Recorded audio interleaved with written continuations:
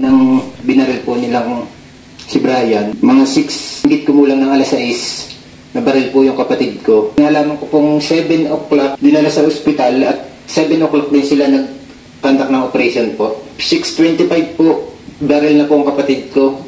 Pero hindi po nila agad dinala sa ospital. Namatay po ang kapatid ko, naubusan po ng dugo. Saan po nila dinala? Napakasakit po, kitang-kita ko po ng binaril. Wala pong kalaban-laban, wala po akong nakitang na sinasabi nilang drug bypass operation po, wala po. Nanlaban, wala pong baril. Nakasakay po ang kapatid ko sa motor. Pagbaba po ng sakay ng coaching green, 2, binaril po nung isa.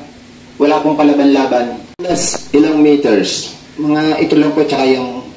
Okay. So kami nagsisinungaling, hindi kayo nagsisinungaling. So nagsisinungaling kami mga members of this committee. Can you reply to me directly? Yan yung babae na yan ang bumaril. Nako, makukulong yan. Graduate ba yan ng PNPA? Sayang ang gastos ng gobyerno na pinag-aral sa kanya. Dumadami na naman po report ng bypass operation sa amin. So, before we end, last word. Palagay ng iba, hindi raw bypass yun eh. Sit up para patayin yung tao.